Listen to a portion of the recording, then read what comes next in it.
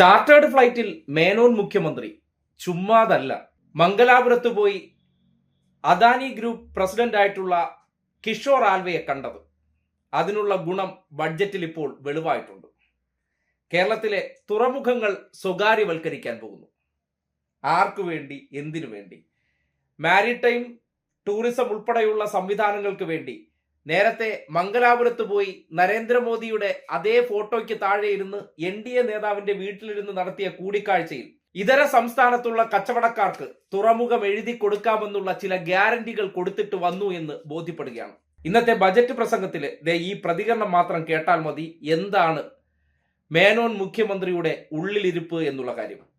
നിർണായകമായ 4 പ്രധാന non major തുറമുഖങ്ങളായ വിഴിഞ്ഞവും കോവളവും കൂടിയുള്ളത് കൊല്ലം, ബേപ്പൂർ, അഴീക്കൽ എന്നിവയുടെ വികസനത്തിനായും കടൽ വഴിയുള്ള ചരക്ക് ഗതാഗതത്തിനും മറ്റു തുറമുഖ അധിഷ്ഠിത വ്യവസായങ്ങൾക്കും ലോജിസ്റ്റിക്സ്, കപ്പൽ അനുബന്ധ പ്രവർത്തനങ്ങൾക്കും മറ്റ് 13 നോൺ മേജർ തുറമുഖങ്ങളിലെ തുറമുഖ ഭൂമികൾ, കെട്ടിടങ്ങൾ, മറ്റ് ആസ്തികൾ പ്രയോജനപ്പെടുത്തി സ്വകാര്യ പങ്കാളിത്തത്തോടെ മാരിടൈം ടൂറിസം, ലോജിസ്റ്റിക്സ്, മാരിടൈം വ്യവസായം, മാരിടൈം നിയമവിദ്യാഭ്യാസം, മാരിടൈം മ്യൂസിയം എന്നിവ പ്രയോജനപ്പെടുത്തി സ്വകാര്യ പങ്കാളിത്തത്തോടെ മാരിടൈം ടൂറിസം, തുറമുഖം ഉൾപ്പെടെയുള്ള ഈ നാടിന്റെ സ്വപ്ന പദ്ധതികളിലേക്ക് സ്വകാര്യ സംരംഭകരെ ക്ഷണിച്ചുകൊണ്ടുവരുന്നതിന്റെ ഉദ്ദേശം അത്രത്തോളം നിഷ്കളങ്കമാണെന്ന് കരുതാൻ കഴിയില്ല.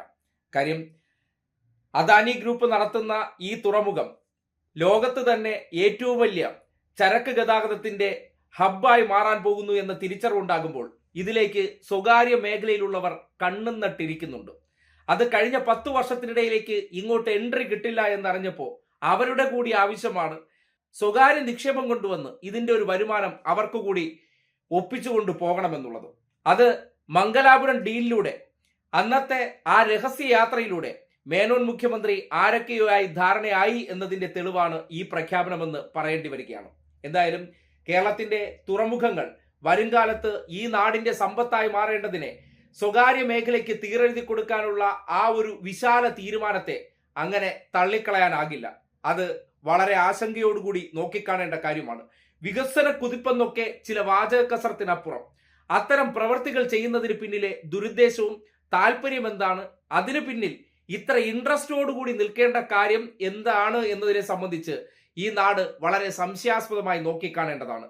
തെരഞ്ഞെടുപ്പ് റിസൾട്ട് വരുന്നതിന് മുന്നോടിയായിട്ട് ചാർട്ടേഡ് വിമാനത്തിൽ മംഗലാപുരത്ത് പോകുന്നു. 3 കോടി രൂപയുടെ അത്യാഡംബര വാഹനം മുഖ്യമന്ത്രി ആകുന്നതിന് മുന്നോടിയായിട്ട് മേനോന് വേണ്ടി അയച്ചു കൊടുക്കുന്നു. അതിൽ കയറുന്നു. NDA നേതാവിന്റെ വീട്ടിലെത്തുന്നു. അവിടെ അദാനി ഗ്രൂപ്പ് പ്രസിഡന്റ് ആയിട്ടുള്ള കിഷോർ ആൽവയും മറ്റ് കച്ചവടക്കാരുമായിട്ടെല്ലാം കൂടിക്കാഴ്ച നടത്തിയതിനു ശേഷം കേരളത്തിന്റെ സ്വപ്ന പദ്ധതിയായിട്ടുള്ള വിഴിഞ്ഞത്തെ സ്വകാര്യ മേഖലയ്ക്ക് കച്ചവടം ചെയ്യാനുള്ള ഡീൽ ഉറപ്പിച്ചോ എന്ന് സംശയമാണ് ഇതിലൂടെ ഉണ്ടാകുന്നത്. കേരളം വളരെ ശക്തമായിട്ട് തന്നെ ആ നീക്കത്തെ ചെറുക്കേണ്ടതുണ്ട്.